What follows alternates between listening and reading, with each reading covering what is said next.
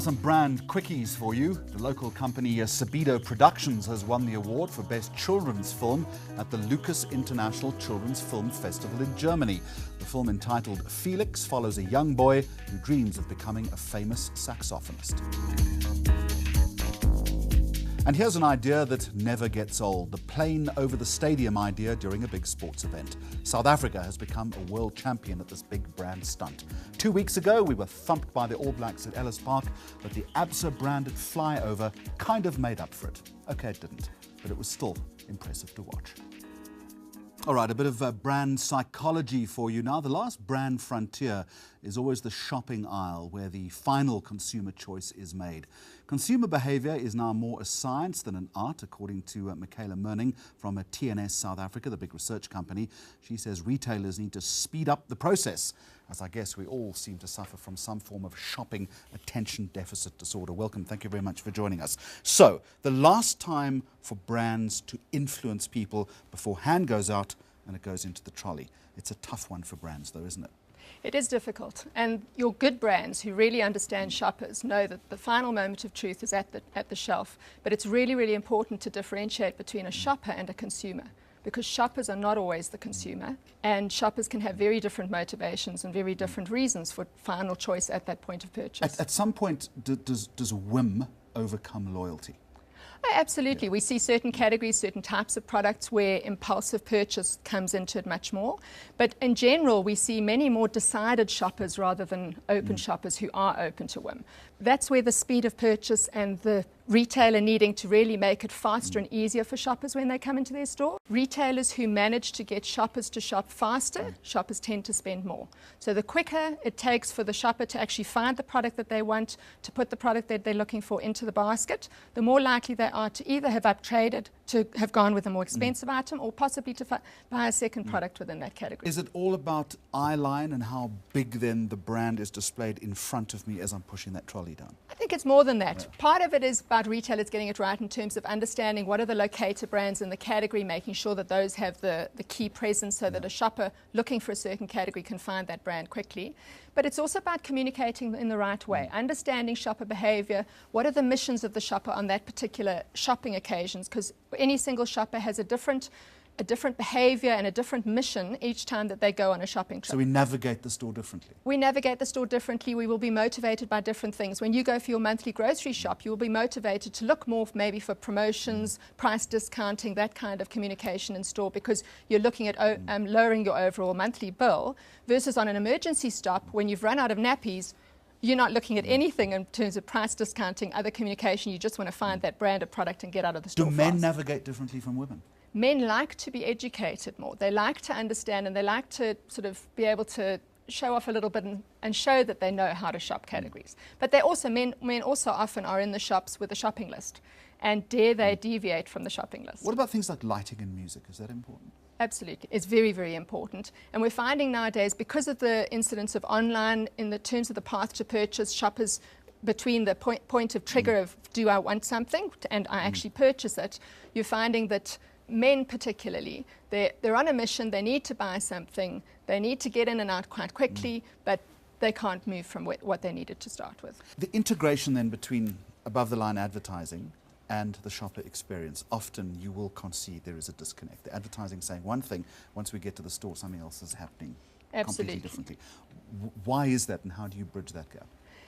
I think sometimes brand owners forget how important it is to have that continuity of communication through the line as such.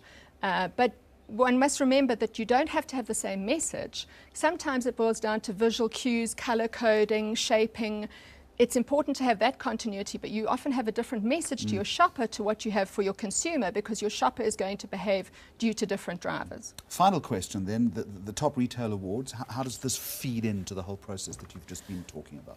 Well, the top retail awards, you'll see, it really is the big grocery retailers who come out tops, and that really is a factor of, into the research approach. They're the biggest stores. Most people, 96% of people who go shopping in this country tend to go to the likes of a ShopRite and a Pick n Pay.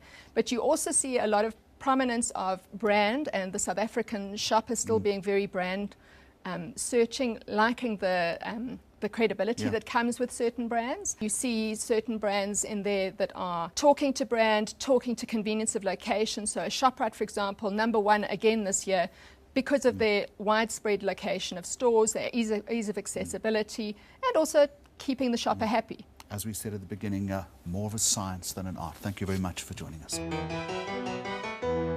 The Afrikaans lifestyle magazine Die Kat is celebrating 29 years in the business. We visited their Johannesburg offices just a few days ago to take a closer look at this entrenched and still innovating brand. Die Kat is die oudste Afrikaanse nuustydskrif in Suid-Afrika. Dit het voortgekom uit 'n behoefte om lesers 'n boere glossy te kan bied. And no, before you think Mags on Media has gone bilingual, we're just here at the offices of Die Kat magazine to find out what keeps this publication so popular.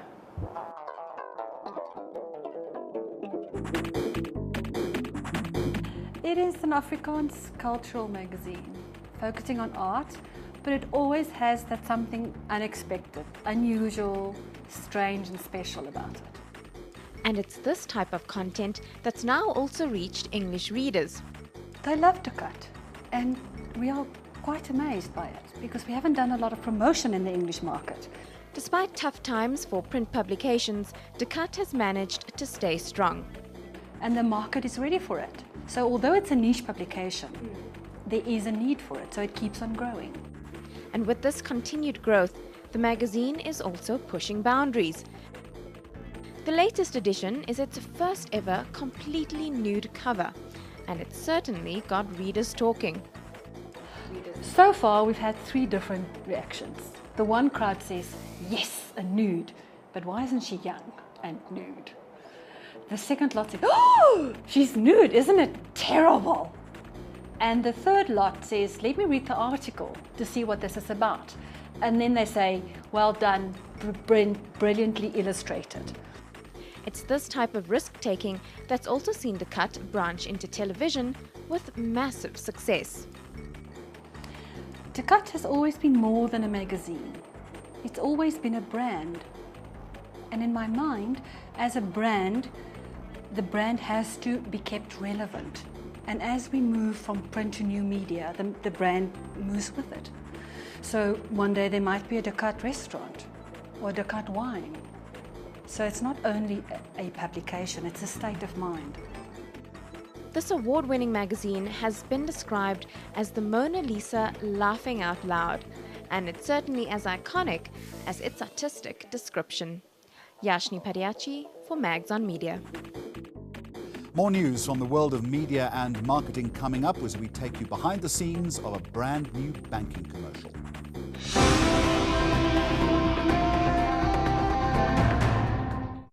News that moves. enca.com.